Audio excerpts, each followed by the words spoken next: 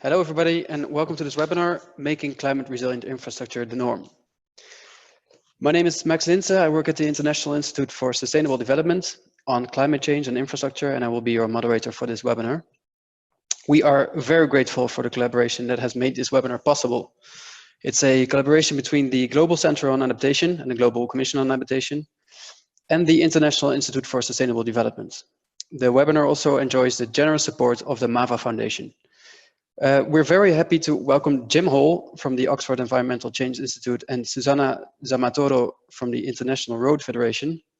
In addition to speakers from the organizer side, Michael Mullen from the Global Center on Adaptation, and Oshani Pereira and Andrea Bassi from ISD. And of course, a very warm welcome to all the participants. This webinar focuses on the role of infrastructure in climate resilience and adaptation to climate change. And that is a very important topic. It is important now too, because changing climate is the reality these days. Climate scientists have been right. Their predictions of increased floods and droughts, storms, and other extreme weather events are proving right or even conservative. Extreme events are becoming mainstream events, and extreme events are happening therefore more and more often. Day records and month records and even annual heat records are being broken all the time. Secretary General Guterres mentioned it yesterday. The World Economic Forum mentioned it this year, last year, and the year before. Climate risks are the main risks to human society and economies. Mark Carney was right as well, Governor of the Bank of England. We will enter a world that becomes more and more difficult to insure against extreme events. In the EU and the United States, insurance against forest fires and floods are indeed becoming unaffordable. Now, here are some hot off the press actions of the global economy. The G20 stated last week that quality infrastructure is important. What does quality infrastructure mean? For the USA, it means that investments in advanced and clean fossil fuels remain the first option for access to reliable energy. For the G20 as a whole, it means that they want to phase out inefficient fossil fuel subsidies, but only on a middle-long term. The free trade deal between the EU and Latin America mentions climate, but in a footnote. To achieve the Sustainable Development Goals and the Paris Objectives while meeting energy and transport and other needs, investments in infrastructure will remain very necessary. All this infrastructure needs to be built sustainably, low carbon, and resilient to the climate risks it will face during its life cycle. And this means that those risks need to be known, they need to be priced, and they need to be accounted for. Only then climate resilient and low carbon infrastructure can become the norm rather than an add-on. A changing climate is reality. Economic objectives are the norm. So the question is, why is climate resilient infrastructure not the norm right now? So that's why we're organizing this webinar, and that's why it's so great that you're all attending. I will now go into some, well, actually just not really house rules, but one house rule. At the end of this webinar, there will be time for questions to the panelists. If you have a question, please type it in the chat box of this webinar. Try to avoid using the Q&A block, but type it in the conversation chat box. And you can find it if you hover your mouse at the top or the bottom of the screen. We will now start the first session.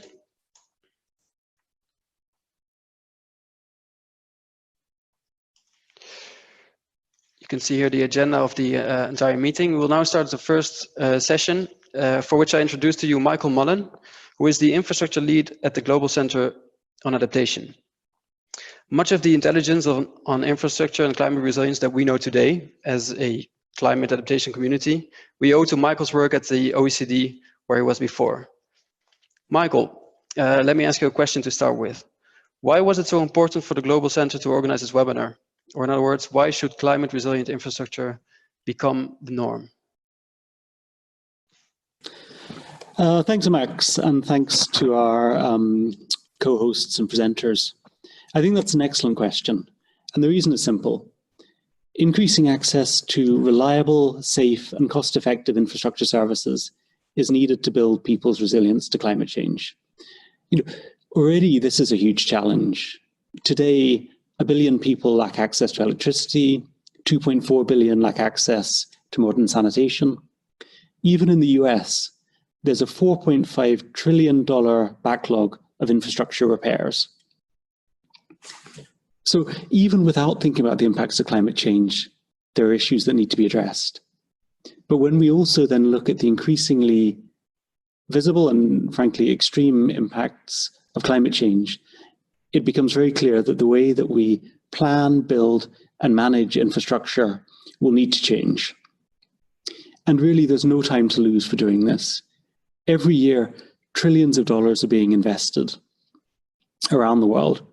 The ways in which this infrastructure is being planned, is being designed, is being managed, is either locking in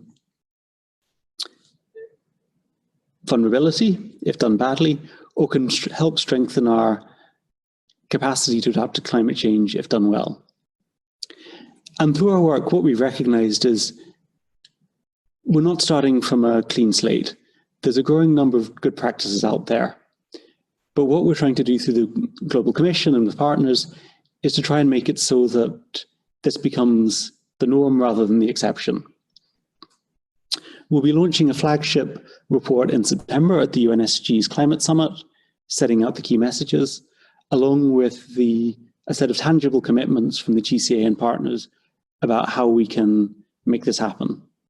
But I'd like to emphasize that this is really a journey. It's not that we have the answers here. And so I'm delighted that we have such a high quality panel ahead of us to give us their insights about what's needed to make this happen. Thank you. Thanks, Michael. We'll be looking forward to the flagship initiative in September. Next to speak is Ushani Pereira, Director of the Public Procurement and Infrastructure Program here at IISD.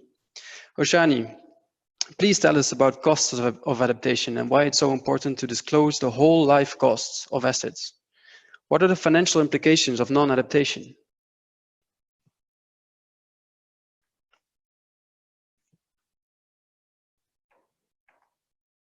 Hello. Hi, Ushani. Yes, we can hear you. Thank you.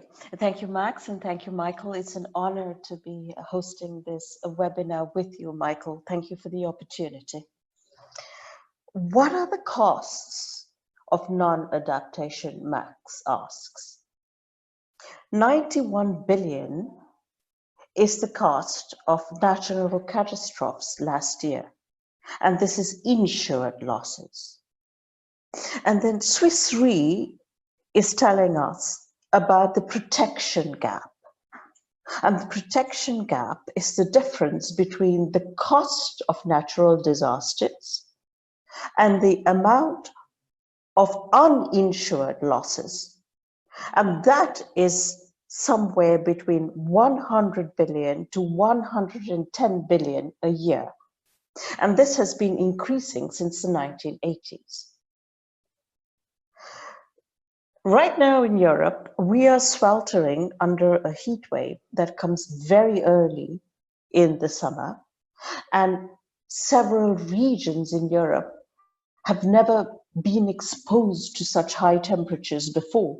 We are looking at temperatures that are almost 39 degrees centigrade. So the protection gap would not just include forest fires in Europe this year. It would involve vineyards, for example. It would involve the costs of livestock that have suffered as a result. It would involve the costs of fish stocks that have suffered as a result of the heat wave. It would involve the costs in the falls of productivity over these few weeks. And as urbanization increases, we are seeing more and more vulnerable cities that have not been exposed to climate risks before. And therefore, the protection gap is going to be a very challenging risk for us to think about when we lock in unsustainable assets for 10, 20, 30, or almost perhaps even 50 years. We're working in Malaysia last week, and there are infrastructure bonds issued for 50 years. So I would like to reinforce Michael's emphasis on the lock-in potential and the lock-in risk of infrastructure, and we welcome the debate and the conversation to follow. Thank you very much, Shoshani. So lock-in and slow onset events in the insurance protection gap. That will transition slowly into a next session, for which I invite Professor Jim Hall from the Oxford Environmental Change Institute. The session will be called The Economics of Climate Risks. And Professor Hall is a professor of climate and environmental risks with an astounding track record in adaptation to climate change, flood risk management, infrastructures, and systems thinking. Or in other words, Professor Hall is a key figure in the development of climate risk management strategies in the UK and beyond. So Professor Hall, could you show us why it's important to understand the cost-benefit ratio rather than to understand cost and benefits of infrastructure separately?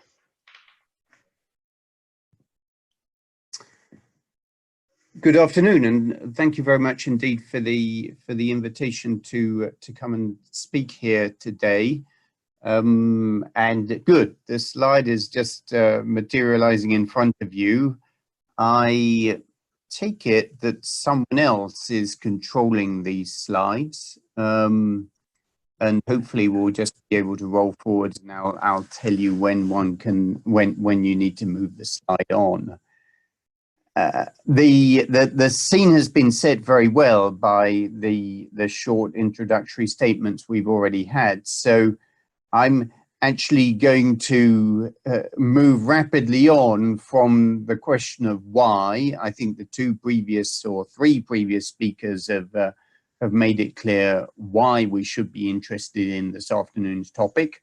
And I'm going to move on very quickly to address, I suppose, the principles around the how do we choose? Pretty much everything I have to say is going to be encapsulated in this first slide. And then I will skip through everything else very quickly, which just provides some very practical examples of how one goes about doing this. But the main propositions are right here. And the first one, I guess, is a familiar one, and yet it's still a controversial one, and it's controversial for reasons I will come to on this slide in just one moment. But nonetheless, I think it's a principle which we should look at very seriously and only depart from when we have a very good reason to do so. And that is basically that why do we worry about climate risk to infrastructure? Well, we worry about them because they can damage our systems, our societies, our economies, and indeed our environments. And that damage is typically categorized as being direct damage, so those extremely costly assets which we've invested a great deal in creating, and then the consequential disruption to the essential lifelines and networks of flows in society which are really central to economies functioning.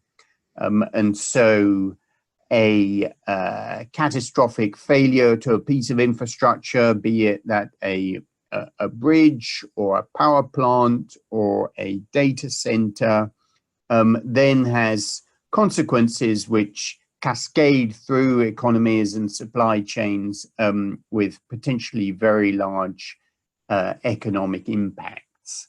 So the benefit of adaptation is quite simply the benefit of reducing those risks. We know that we can never reduce the risks to zero, so there's always some residual risk. And the benefit is the difference between the risk we face if we do nothing, and the residual risk we're going to have to sustain anyway, even if we do something. So the benefit is do nothing risk minus residual risk, and the cost is the cost in the broadest sense, and that may be a economic or financial cost, but it will bring doubtless political costs. If we're thinking about regulatory instruments, it may bring other versions of costs for society. So the adaptation decision is one of weighing up the benefits of risk reduction with the costs. And in that sense, that's what makes adaptation a much more difficult problem than mitigation is. Mitigation is usually framed as a least cost way of achieving some kind of well-specified goal. In adaptation, we don't actually know exactly what the goal should be. We can only approach the goal by looking at that trade-off between risk reduction and costs. And that is just the start of our problem. So if we go to the next line on this slide,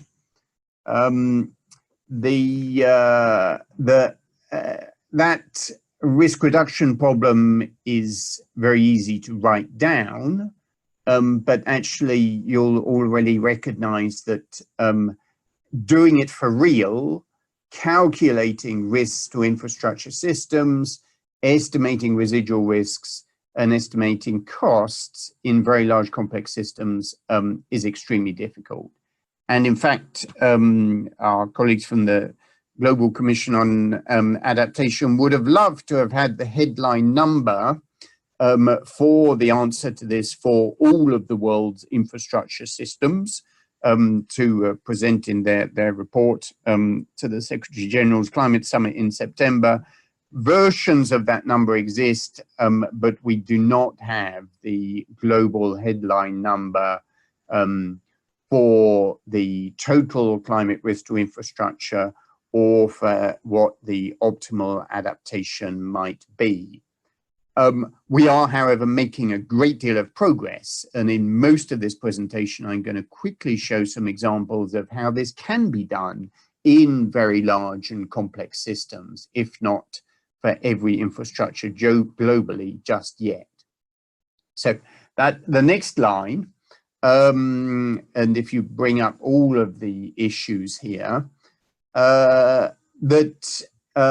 even though we can try and do this, there are issues which are pretty much insurmountable in principle with this risk cost optimization.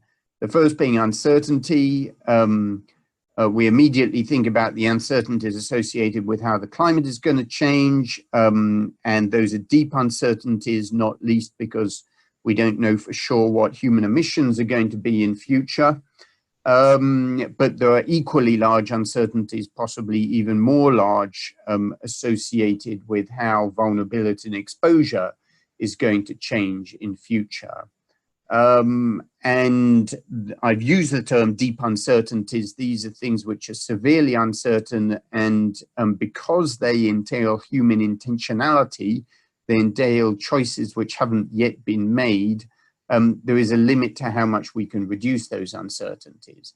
And in the face of that type of deep uncertainty or severe uncertainty, good arguments are made for why we should be seeking robustness rather than optimality. So seeking adaptation options which perform acceptably well under a wide range of possible future conditions, rather than finding the perfectly optimal adaptation option. So that's problem number one. Problem number two, as will already be going through your mind, is that we're talking about lots of different categories of risk. Risk to the economy, risk to people, risk to the environment. If we're talking about risk to people, we're talking about different people within society and around the world. So distributional issues of social justice materialize. And so there are very different values, incommensurate values possibly, to compare with each other if we're doing this optimal risk reduction adaptation problem. And one of the things which is emphasized in particular by people who work on resilience is that we need to look at the co-benefits of adaptation options. So can we not only reduce risk, but also do lots of other good things as well? And of course, we should be seeking out those co-benefits. But when you do, that further adds complexity to your valuation problem. And then the third point here is a particular version of a valuation problem, which is how do we compare costs and benefits now with costs and benefits in a decade or 50 years or a century's time. That's the discounting problem. And it's absolutely central to the adaptation decision-making problem. And it's why the question of optimal risk reduction is such a difficult one to resolve.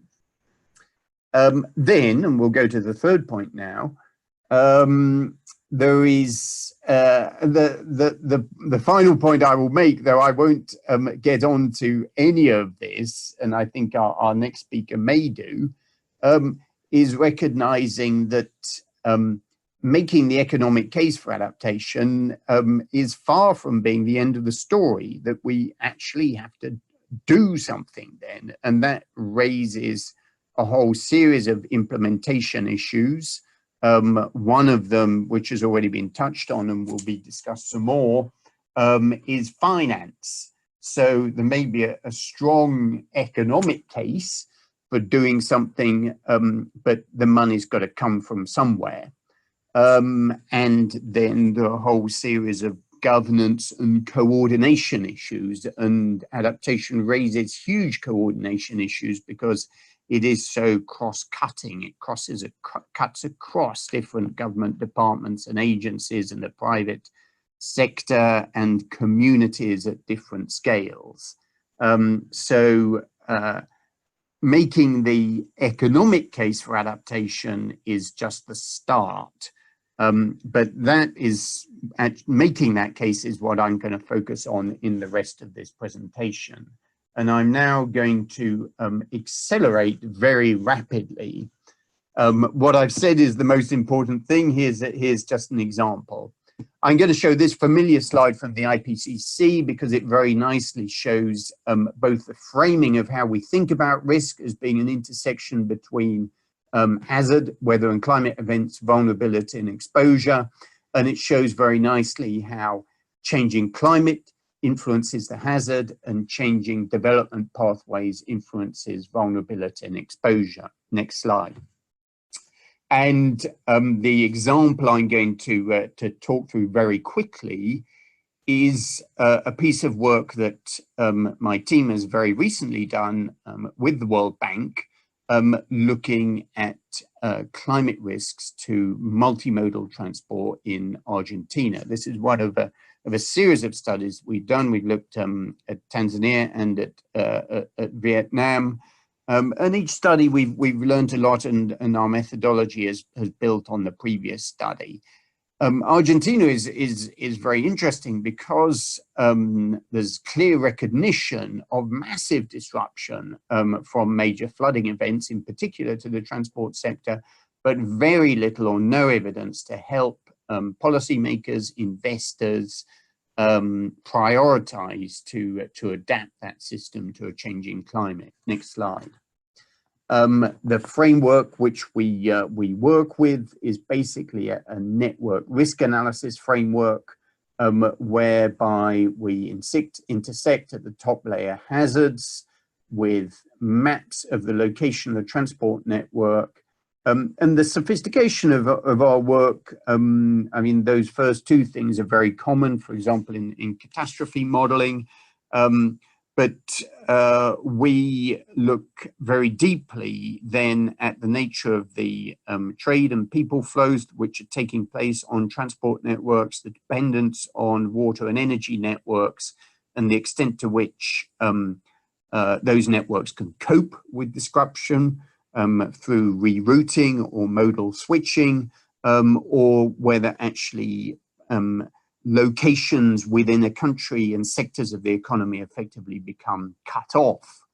And so in the lowest layer, layer D, we look at the macroeconomic losses at an economic sectoral level, and using that risk cost optimization framework I started with, we look at the benefits of risk reduction, do nothing risk minus residual risk, and the costs of adaptation options, strengthening links in the network, building resilience by increasing routing opportunities, increasing forecasting and warning, emergency management measures, and so on. Next slide. So the first part of the analysis was to look at weather and climate risks. Next slide. And there's a growing set of data available. This particular set of products is called Fathom, which is able to look at here 90-meter gridded resolutions for floods of a range of different return periods, and then for the future scenarios, different GCMs, different RCPs. Next slide. That hazard data is then intersected with exposure. Next slide. And we found the amount of railways, roads, road bridges, ports, airports, and also the percentage increases in future climates of the exposure of those assets. And you can see some very significant percentage increases in exposure of assets, in particular for ports and waterways. And the interesting thing there is that the types of extremes which seem to be most likely to increase are the ones which are most critical for these engineered structures, which have been designed for, say, 1 in 10, 1 in 50 year events. Climate change potentially switches from conditions for which these structures have been designed to conditions for which they have not been designed. Next slide.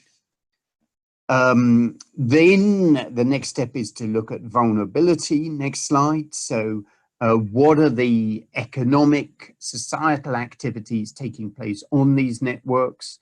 Where is production and economic activity taking place in the country? Where are populations located and where are they traveling to? And our main flow metric here is the annual average daily flow. Sorry, the average annual daily flows. Next slide. So we can look at the main travel networks. You can see most of that concentrated around Buenos Aires. But next slide. When one then begins to look at the priorities in terms of adaptation, the picture becomes much more complex, because around Buenos Aires there are many more opportunities for rerouting, whereas one gets further out into the periphery, a number of highly critical links in the network materialize as being where the greatest potential for economic losses occur. Next slide. So if we look at the previous slide was looking at roads, this one is looking at bridges, and we can find some really critical bridges around the country which have potential for tremendous economic disruption were they to fail. These are new results, and our clients in Argentina had not arrived at this type of prioritization previously. Next slide. Similarly for the rail network, less extensive, concentrated around Buenos Aires, but there are places on the network where there is no option for rerouting on that network. So these are really critical links which need to be priorities for adaptation. Next slide.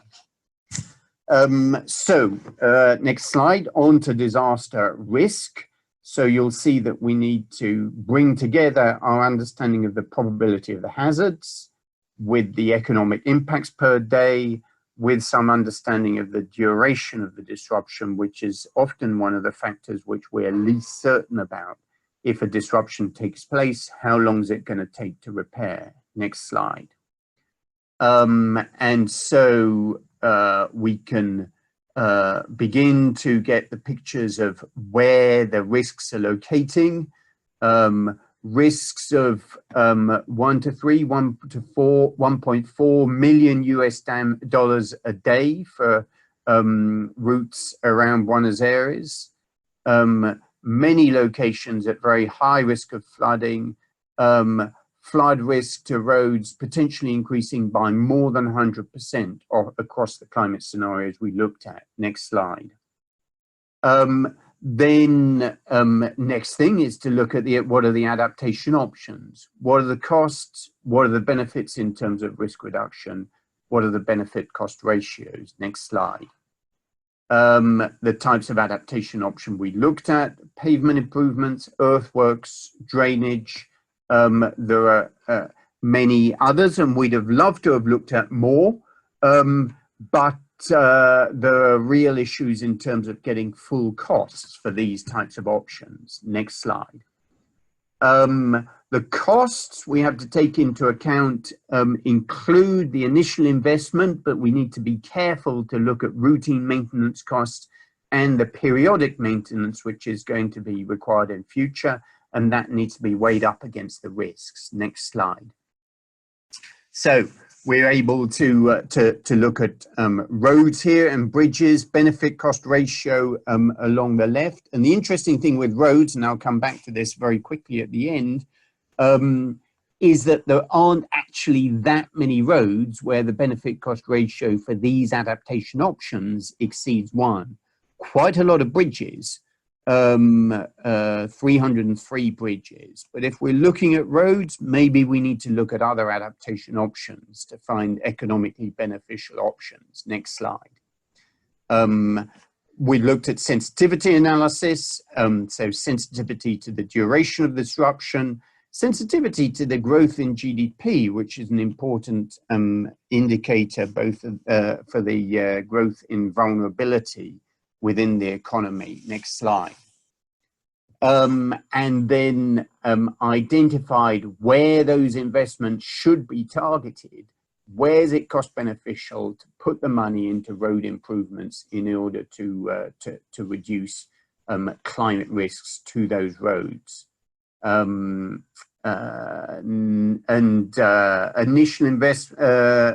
high investment costs are required, which is why some of the benefit cost ratios are quite low. Next slide.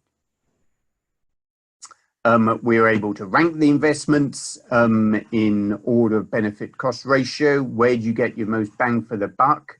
Again, new results for our clients. Next slide. Also looked, and this is plays to the questions around resilience. Can we increase resilience by improving the capacity to switch transport modes to, for example, switch from road to rail and from rail back to road? And we found improving that capacity can be very cost beneficial. Next slide. I'm at the end here, and recommendations. We've demonstrated where the hazards are for the transport sector. We've demonstrated how much those hazards are going to increase in the future, and demonstrated how exposure is really going to increase in the future climate. Next line. There's a strong case for investment in resilience to tackle these risks. In many cases, those risks are increasing a great deal in future. So those investments need to take into account climate change. Next slide. We've been able to rank those investments. As I say, there's an issue with respect to roads. So we need to think possibly about whether there are lower cost ways of improving and adapting to roads. Next slide, or next line. And there's a strong case for improving multimodal transport interconnectivity. The rail risks down from 2.3 million US dollars per day, down to that from practically 10 million US dollars per day. And so there are several places in which we can do that, including by enhancing waterway efficiency. And then finally, on this final slide, and perhaps we can put up all of the points on here.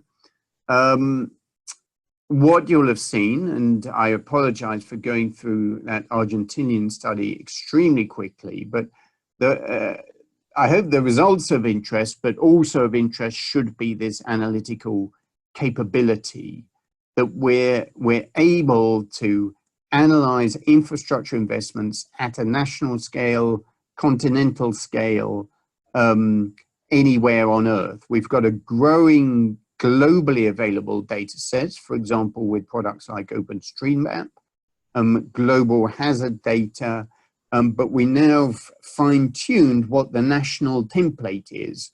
What are the data sets, if we go into a government, what are the data sets we need if we're going to do this type of analysis? There's a tool set for doing risk analysis, for doing the climate scenarios, the adaptation options, appraisal and optimization, the uncertainty and sensitivity analysis. In Argentina, we've handed that over as a web-based geospatial mapping tool to enable our clients to navigate the results and prioritize their investments. And what I haven't touched on here is then how is that integrated in the process of national infrastructure investment planning. Adaptation is just one dimension of the ways in which countries, regions, cities are thinking about the future in terms of how they invest sustainably for infrastructure systems. And we are developing a process whereby those adaptation decisions, the management of climate risk, becomes embedded in the long-term process of delivering sustainable infrastructure. Thank you.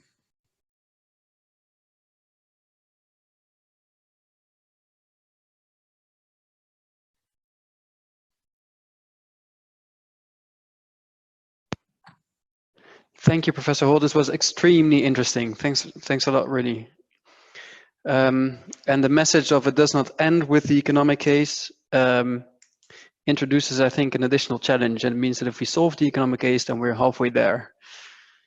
Because even beginning with the economic case is challenging enough. But we move now from a systematic process to a system dynamics approach. Andrea Bassi will share his expertise with us next. Andrea is a senior associate with IASD, and he's also the founder and CEO of Knowledge, and he's an extraordinary professor at Stellenbosch University. He's the founder of one of the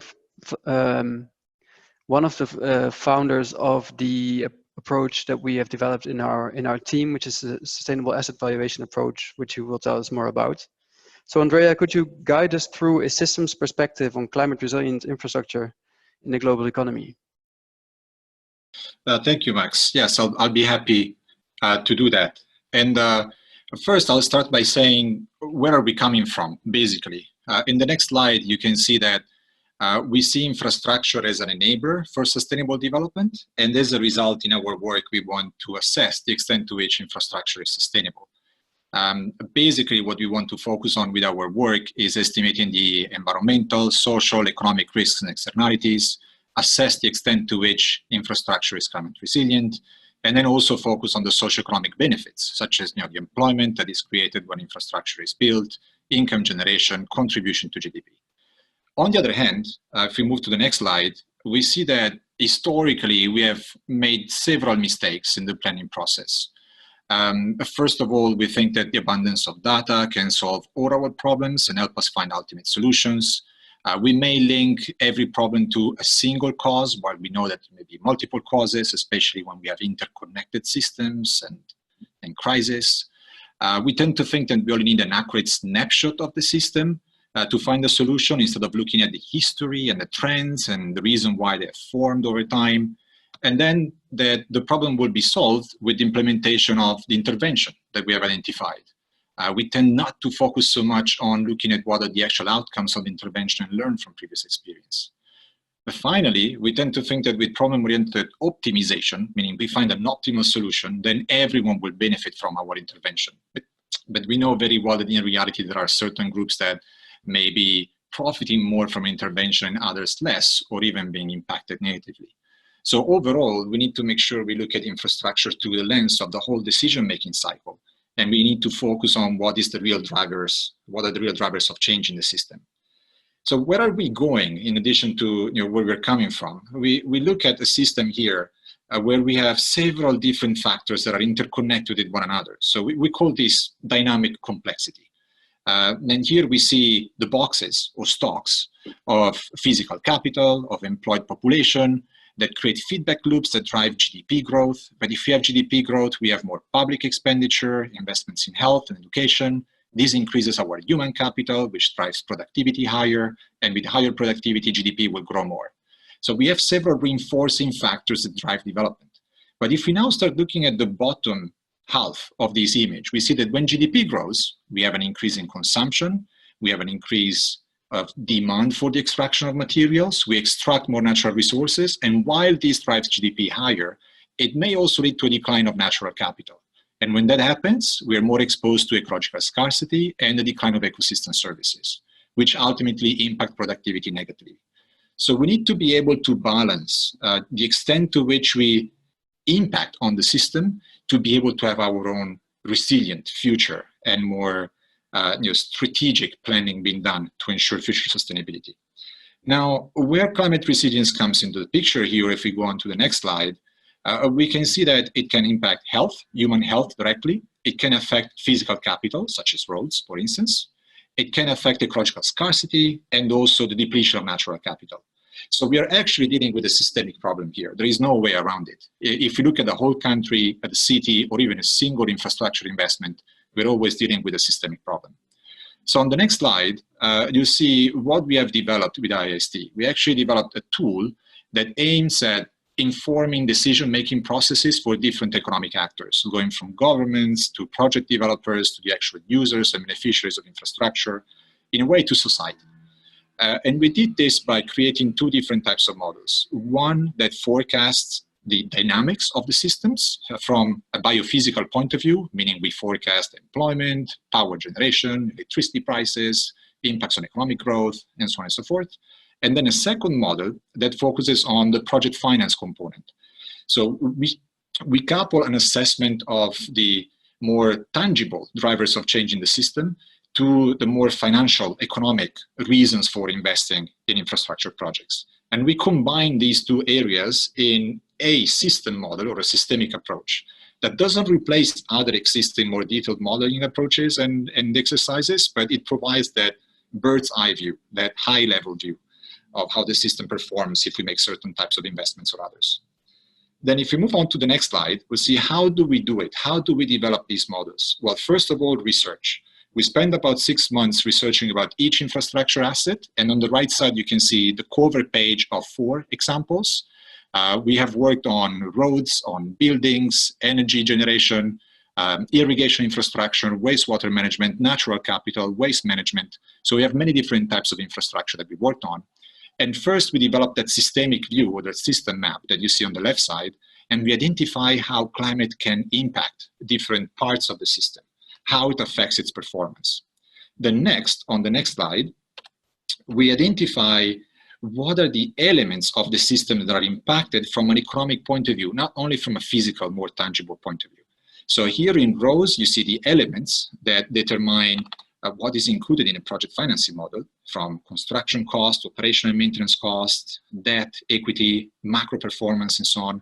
And in columns, you see temperature, rainfall, and flood and landslides as 3 simplified clustered impacts, both for conventional infrastructure and for sustainable infrastructure. Here you see the case of power generation with thermal generation and renewable energy.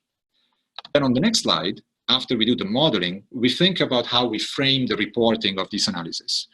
Because as I said before, we deal with many audiences, and these different audiences work with different indicators of performance and different formats when it comes to reports.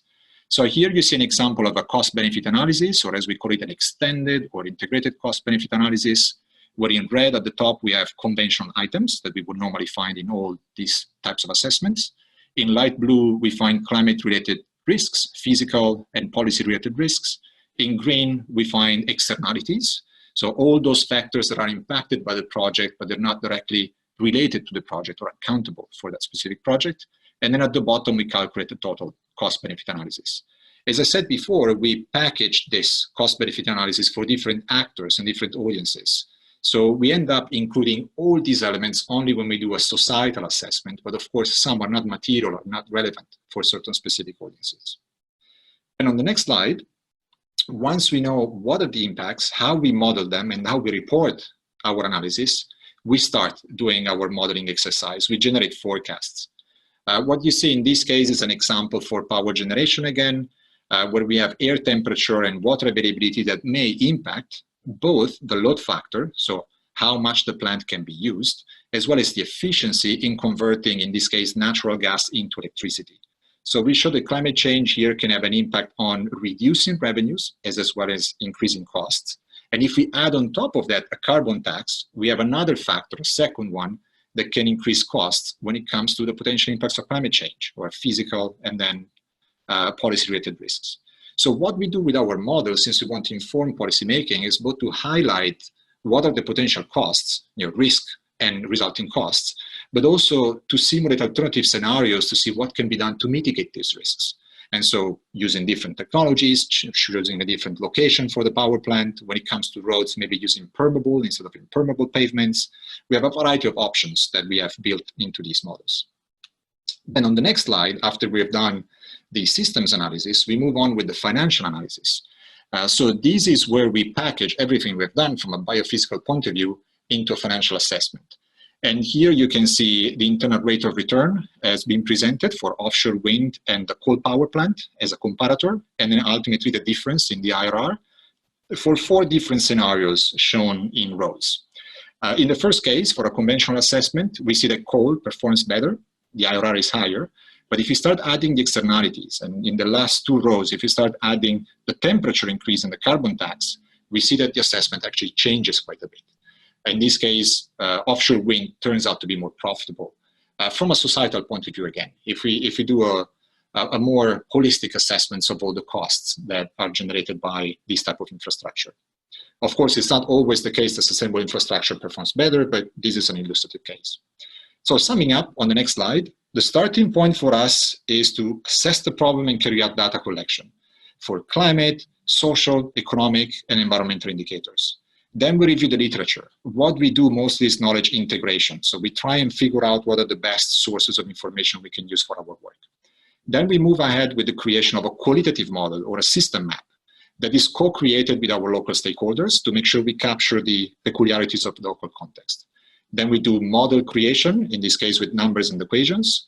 We then proceed to generate scenarios, of course with different climate trends or different underlying assumptions, and then we package the results in a cost-benefit analysis or similar table. Next, we have worked at several applications. We'll be very happy to share more information about this.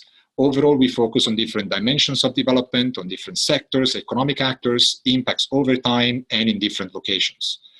As you can imagine, for the cover you see here for agriculture, we look at precipitation, water availability for irrigation, and the impact this can have, or water shortages or excess through floods and so on can have on agricultural output. But we also go beyond actual production. We look at employment, whether we can guarantee 12 months long employment through well-balanced seasonal cycles, growing cycles, or whether we have stranded land during the dry season and therefore we'll end up with seasonal unemployment. So we have plenty of examples to share on all the different infrastructure types that we've worked on. Here is a list of the applications. You can see they're very diverse for different countries as well, different assets, but we always customize the analysis to the very local context that we are dealing with from a social, economic, and environmental point of view. So every single one of these studies will be different from the others. So we find it interesting. We also learn every time we work on a new project. And my last slide, just to give you some ideas on how users can benefit from our work. Investors use the model to estimate future cash flows, for instance, and financial returns of alternative investment options. And governments use SAVI for assessing value for money for public investments, for assessing the impact on government revenues and expenditures of different decisions concerning investments in long-term infrastructure. So thank you for your attention. I look forward to receiving questions. Thank you indeed, Andrea, for your very interesting presentation on the systemic approach to dealing with externalities and risks and pricing them so we can build more resilient and sustainable infrastructure in general. And also thank you for reminding us that we can submit questions. There is still room for questions to be answered by the panel, and you are very much encouraged to post them in the chat box next to this next to the webinar slides. So thanks again, Andrea. You mentioned roads earlier. Earlier panelists also mentioned roads. Yet adaptation of roads is often one type of adaptation of infrastructure which comes in a long list of adaptation for water, other transport or railways, energy infrastructure, while roads are such a shining example of infrastructure which has to deal with economic interests and climate change and then the environment and innovation and safety and all the public and private stakeholders that you can think of. So maybe we should move from a systems approach now to putting the stakeholders centrally.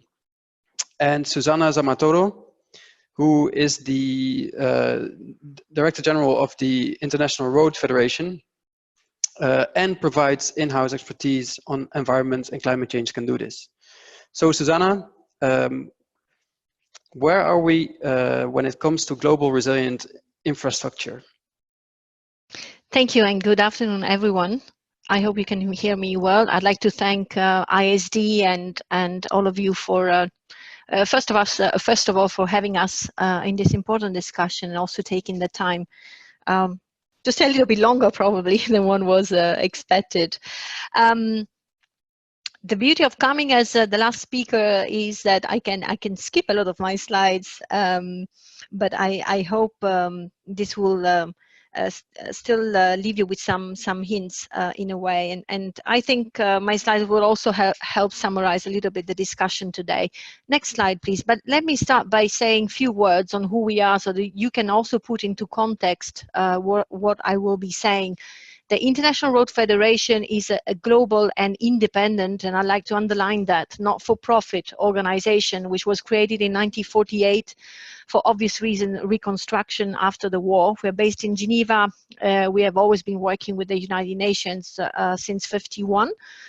And we have been assisting the sector and our membership spanning from public sector, so ministries at the federal level down to the municipalities, but also the private sector, big multinationals, as well as a family business somewhere in India or South Africa. Three main strategic pillars of activities, I would say. The first one is, of course, knowledge and expertise sharing and dissemination. The second one is really connecting stakeholders, connecting people and connecting ideas. The third and not least one is advocacy work that we do, of course, at international level, but also at national level when needed. Next slide, please. Environment and climate change is a big part of our work, but it's also just one of the different thematic streams we look into the Federation together with road safety, financing, and economics as well. Next slide, please.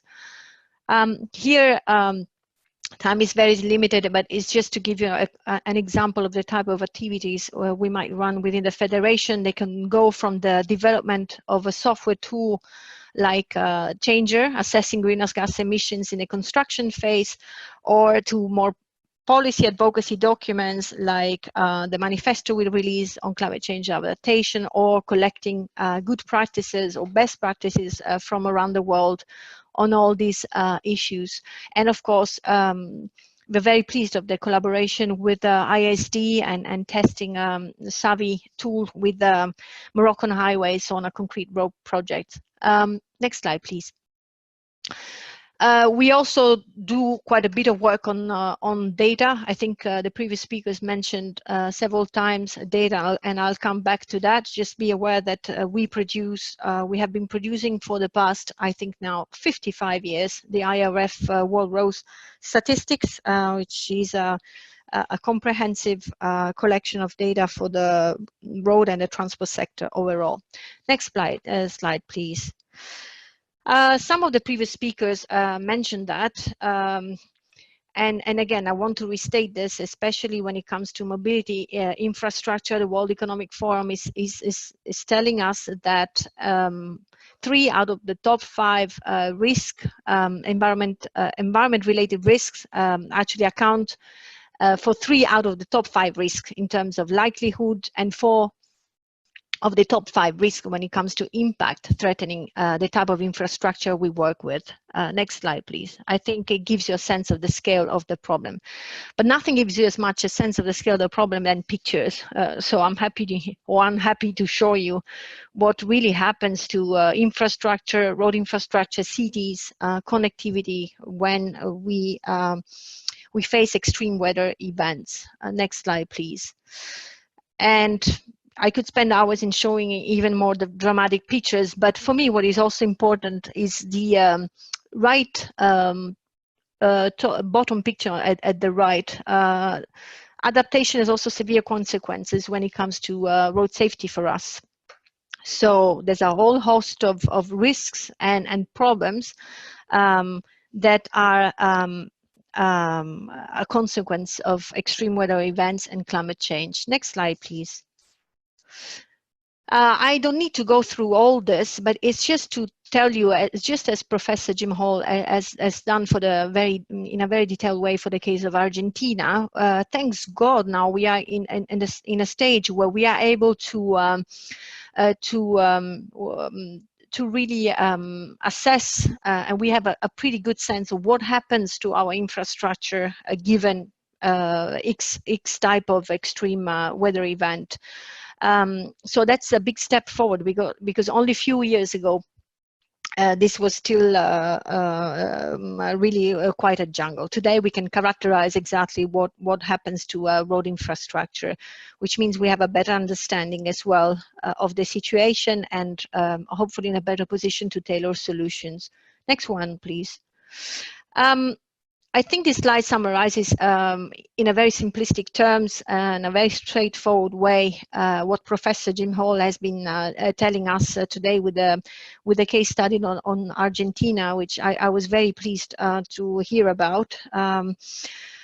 Increasing climate resilience of roads for us, it means really understanding, first of all, what are the vulnerabilities of the network to the weather events, how this level of risk changes over time.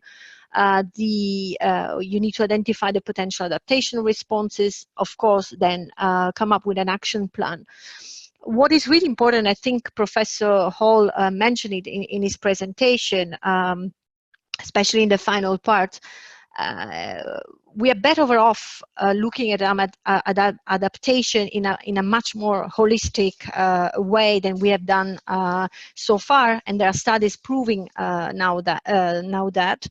And so an integrated and holistic approach will increase actually climate resilience more efficiently and cost effectively than ad hoc approaches. So this means that, as he was mentioning, we really need to look into interconnections between transport modes and other sectors, the way we use, for example, land around the road infrastructure. The other thing that I want to underline here, which is extremely important, we need to make sure that this link is made between, on one side, the strategic top-level thinking and what happens on the ground. This is typically something we see in our sector. Fantastic decisions are made at policy level, but then we simply forget about changing the standards. And so, you know, whatever engineer is on the ground, on the work side, having to build infrastructure will have to follow the standard, not the policy. So we really have to be make sure that we keep our feet on the ground while we make, policy decisions at top level or top management level, but we need to make sure that people on the ground are also fully engaged and on board. Next slide, please. Professor Jim Hall actually has also mentioned that for the case of Argentina, it's a strong call for high quality asset data. The problem we have is for us to be able to work on adaptation and understand resilience, we need to have data that are normally not always covered but by the data sets that we have on asset that we use for asset management. Very often those are incomplete, not really adequate, and sometimes when data exists, and we've seen this in some of the countries, data exists, but access to those data is very, very difficult. As Professor Hall was mentioning, we need a whole host of information on the asset, the geology, the climate, the asset characteristics as well that increase the vulnerability, and how climate change, the projections of climate change. We need to have a better understanding of future developments around the area where the infrastructure is physically located. Next slide, please. Some barriers that I want to flag out here, because we don't always think about it. Sometimes we face issues in our sector of what we call counterproductive policies. We had an issue with the EU Water Framework Directive, for example, was limiting the amount of water that could be discarded from a site, and that was limiting also some of the options that the sector was looking at. Lack of funding is a typical problem that you will hear in barrier all the time. We are a sector that really lacks at the moment budget even for the basic maintenance. So that's a real problem. And then when you speak about resilience and adaptation, you also have to really keep in mind the difficulties sometimes we have in developing general guidelines documents, because we are very much dependent also on the local condition, on the local information. Next slide. We prepared what we call an IRF manifesto on climate change adaptation, released during COP22 in Marrakesh. You will find in there 13 straightforward recommendations from our sector, which were endorsed not only from our members, but from a number of key other organizations in the sector. Next slide, please.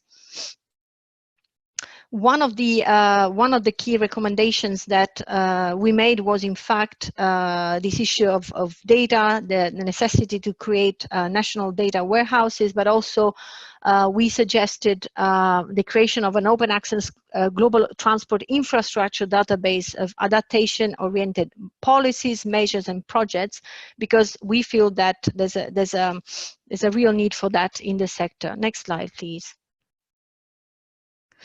Probably I won't go through this into details. Professor Jim Hall has already mentioned this. It's really about understanding the level of risk, and sometimes in our sector, in the road sector, and especially as engineers, we're tempted to go for expensive infrastructure measure, where sometimes just monitoring the asset would be sufficient as a first reaction. So we really need to just as they have done for the case of Argentina, we really need to identify the most cost-effective time for action, also define what is the level of acceptance of our risk, what type of road are we talking about, and whether we can, of course, build in some redundancy in the system, so that if the failure occurs, we can also shift traffic somewhere else. Next slide, please.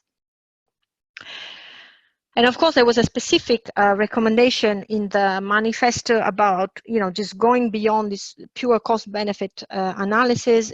We called really for investors to rethink the traditional approaches to cost-benefit analysis, so that the investment really captures as many of the different impacts of transport as possible. And so we were very pleased to work with ISD on the SAVI tool for that. Next slide, please.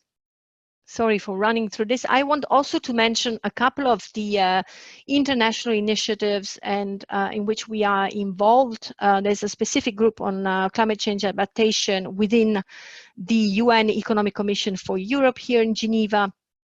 Another ad hoc expert meeting, which has been recently initiated by UNCTAD. And last but not least, I want to mention a Sustainable Mobility for All, which is a World Bank initiated and led initiative, which brings around the table the top 55 transport organization from the sector. So for once, I think the beauty of this is all these processes are finally trying to break this silos culture within our sector.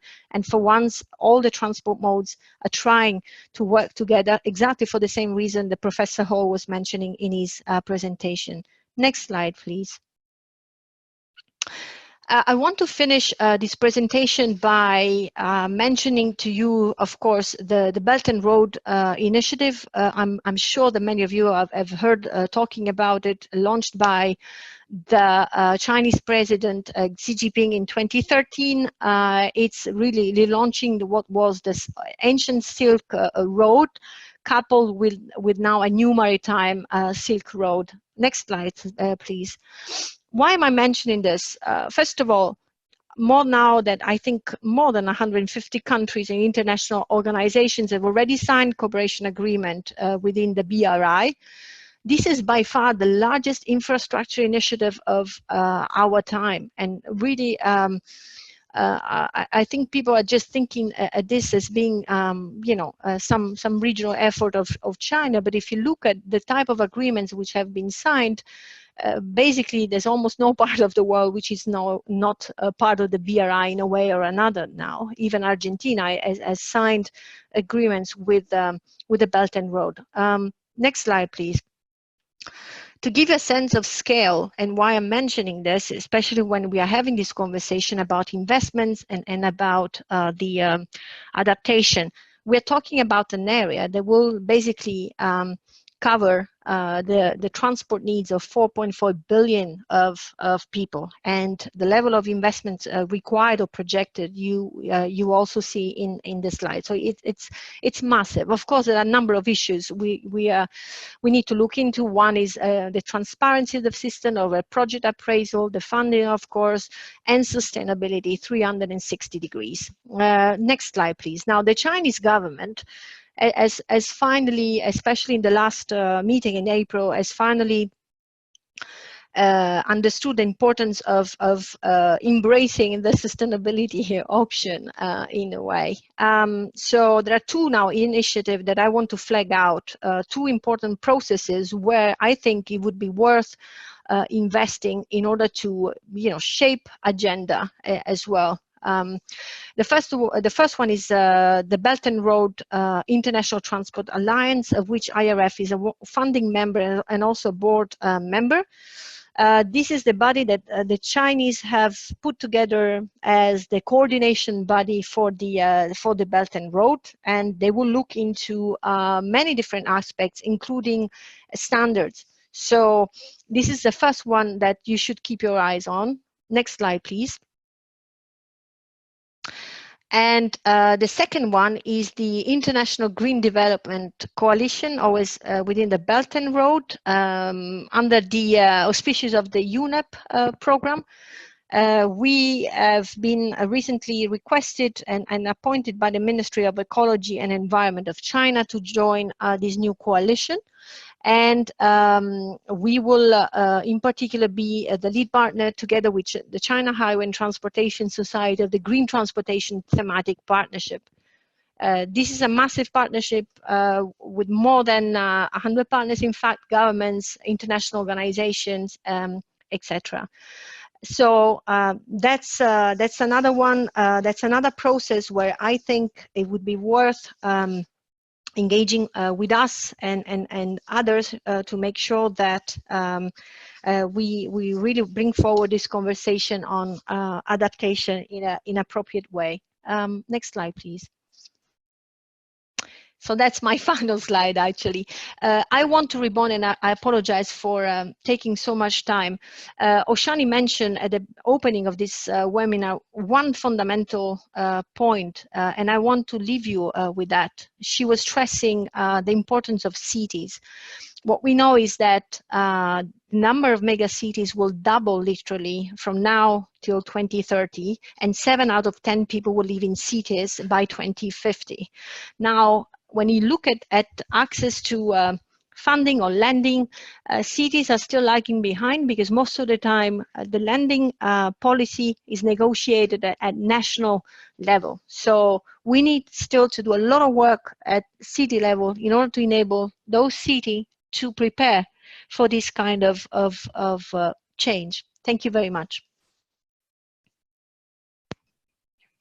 Thank you very much, Susanna. This was very relevant, very interesting, a very good point of view on how important it is to get it right. With the scale of the Belt and Road Initiative, the scale of the city development and the infrastructure needs associated to those, they require all the investments to be done in a way that they are resilient and low carbon, or otherwise the world has a problem. I think that's what you very well showed. The good news is that with the expertise on the table today, it's clear that great steps are being made.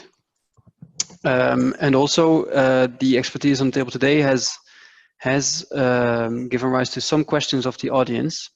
I want to already thank you all for bearing with us, for sticking a little bit longer than originally planned for this webinar, which in some regions of the world is going well beyond regular working hours. So thank you for that. It would be great if you could stick a little bit longer here in order to pose your questions and also hear the answer of the panelists. We already received some questions, and I will open up the microphone to all the panelists so that they can take the some of the questions that have been asked. I will just start with the 3 or 4 questions that have been asked during the panel, which I find the most interesting, and I will, which are actually also the main questions that have been asked so far. And I will pose them right now, and then I will leave it to the panel to see who wants to discuss which element of them. So for those who have asked the question, thank you very much.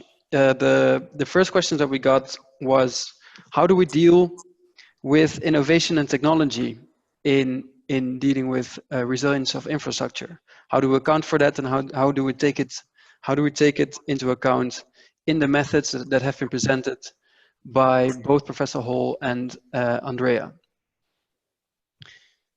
The second question that I would like to put on the table, because it's somehow related, is there is a tension between development, for example, in sub-Saharan Africa, the great development challenge there, and the need for adaptation while facing higher initial costs and expenditure. So how do we deal with that tension? And the final question I could put on the table is, which sectors are given sufficient attention? In some frameworks, waste, for example, is mentioned as a very important sector. In other frameworks, according to one of the guests today, it's not. So if it is an important element in also considering climate resilient infrastructure, how does that work for waste? For those 3 questions, I would like to open up the floor to the panelists. So please feel free to speak. Well, it's Jim Hall here. I'd be very happy to dive in quickly on all 3 of those questions. So first of all, on innovation technology, very broad question. One dimension of that, of course, is the way in which innovation and structural change in the economy changes the vulnerability and exposure of societies and economies to climate-related hazards. Examples of that might be the increasing digitization of infrastructure, electrification of larger and larger parts of the economy as part of the move to mitigate climate change. And that could go either way in terms of its effect on vulnerability. On the one hand, it may mean that systems are subject to more variability. On the other hand, we're often looking at more distributed systems, which can be more inherently resilient. But then the other way in which innovation comes in is that it enables us to make smarter decisions. It enables us to communicate better, propagate information, support decision makers, enable participation of people in decision making, which can only be a good thing. So I'm an optimist here, and I see innovation and technology giving us more tools to help us to address these issues, even though if we don't manage it well, it potentially also contributes to our increasing vulnerability. Briefly on Africa, the question of affordability of adaptation is obviously completely paramount. I showed this actually in Argentina, that some of the roads adaptations that are needed are not affordable. And we know that in many parts of Africa, the adaptation need is hugely greater. And countries, cities, people don't have the resources to enable them to adapt. Nonetheless, there is still, irrespective of how large a decision you're making, how much finance you can deploy, there's still a strong case to look ahead and do proper risk management. And at the same time, Africa will need more resources to help it to adapt to a problem which is, for the most part, not of its own making. Finally, with respect to economic sectors, typically when I'm talking about economic infrastructure, I'm talking about energy, transport, digital communications, water, and waste. And within water, I include wastewater and flood risk management infrastructure as well. So waste, both solid waste and wastewater, are part of the package of economic infrastructures that I consider. But analysis around solid waste is much less developed in terms of our knowledge of where waste is arising, where it's being transported, where the waste treatment sites are. So I acknowledge that is a gap in our understanding of economic infrastructure. I should also note that there's a whole other category of social infrastructure which hasn't been much talked on here. So the schools, hospitals, banks, prisons, police stations, which enable society and the economy to function. But time is short, so let's not go there. Thank you. Thank you, Jim. Maybe Andrea would like to add something to the waste sector, and maybe I could ask Susanna to give a remark on the development and adaptation tension. The example in Africa was given. Yes, thank you, Max. Actually, my answer on waste is connected to technology, meaning that when we work with Savvy, we consider different technology options and we look at their development over time. So as I said, we focus on knowledge integration. And so we look at the energy technology perspectives, for instance, from the International Energy Agency, but also all the other leading agencies and organizations that work at future prospects for technology. And we generate scenarios to be able to compare these different outcomes and how they play out over time. Now, waste is a good example for this because it's a fairly complex area. And in fact, in our work, we don't talk about waste per se anymore, but we tend to talk more about materials management infrastructure. Because we consider waste as materials that are not useful for any specific production process or activity that generates value. Instead, if we consider the potential to do recycling and reuse, then we are really talking about materials and not only waste. And so waste for us is a critical sector. We see it through the lens of a circular economy, meaning that we consider recycle, reuse, reduce at the source. So we consider a variety of different R's. Actually, there are 9 different strategies that we use that begin with an R based on our literature review. And it's crucial also because it connects waste to many other different types of infrastructure. Waste to energy is one specific case. The fact that waste can generate pollution for groundwater reservoirs, which is connected to wastewater treatment, for instance, or water treatment infrastructure. And so we tend to use a systemic view to make sure that we can bring different expertise around the table. And that's how we bring different communities of experts to work together. And so we integrate more of those working on water with those that work on energy, with those that work on roads. So that's the approach we're taking, and why I think waste is critical in our own work. Thank you, Andrea. And Susanna, would you like to comment? Yes, Max, thank you very much. I think it's a very pertinent question about the tension. Well, I can say the one thing for sure, a lot of the infrastructure, especially when it comes to roads, still needs to be built in most of these countries. So we have the opportunity of doing a lot of leapfrogging in that respect. So it's an advantage in a way because we don't need to retrofit infrastructure. We're building it from scratch, and we already know the problem. Yes, indeed, funding, it's an issue. But linking back to the question of technology and innovation, that doesn't necessarily, I think we have also to stop some of the misperception, at least in our sector, that the technology innovation part that we see, especially when it comes to adaptation in our sector on materials that we use for the pavement and the drainage, that doesn't necessarily come with a super high cost.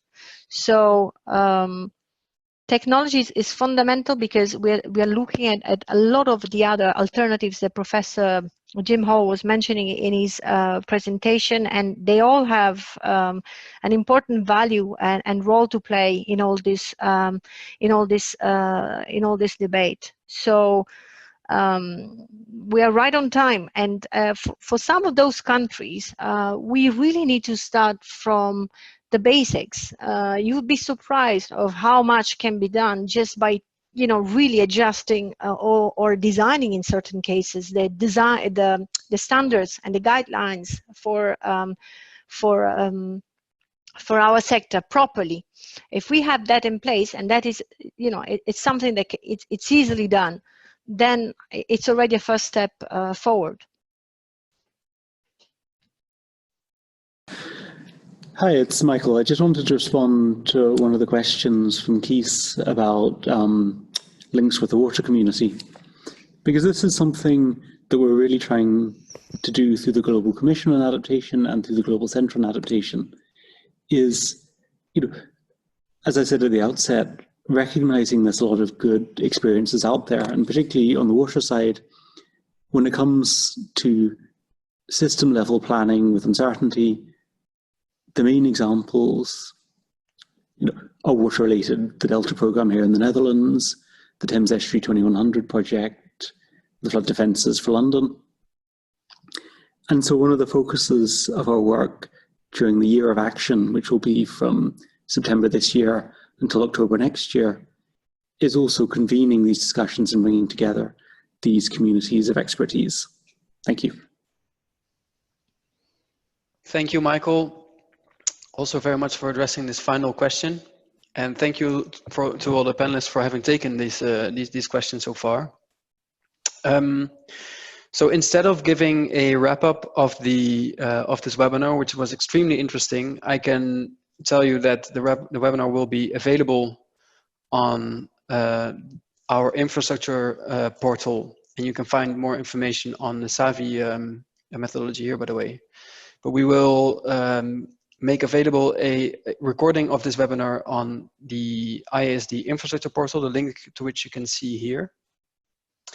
And as I said, instead of giving a wrap-up, I would like to invite all the participants to think about a potential next topic in the same line as the webinar that we've organized today. I think it was an extremely interesting initial webinar on understanding the case of climate resilience infrastructure from various points of view, especially an economic point of view. But there's much more to discuss, and there's also much more to advance on. We can think about focusing on cities, which have been mentioned, on the water sector, which has been put central, on the development challenge that exists in large areas of the world in low and middle income countries. Those are all examples of topics that relate very much to climate resilience and adaptation to climate change, prevention of lock-in, and all the lessons we've learned today, applying of the methodology of the methodologies that we've seen as well. So the invitation is this: please send us, the panelists and the organizers of this webinar, whose email address we will send you in a follow-up email as well, ideas for potential follow-up webinars for this one today. With that, I would really like to thank all the webinar participants, and especially the panelists for today. It was a great honor and privilege to work with the Global Commission, Global Center on Adaptation on this. So Michael, again, you in particular, thank you very much. Professor Jim Hall, really fantastic that you could find the time to speak as well. Susanna, thanks for staying so long and for giving your contributions and for making the time to contribute. And Andrea and Oshani, it was really great to have you as well. So thank you very much. We will be in touch, and we will let you know when there will be a next webinar. Thank you.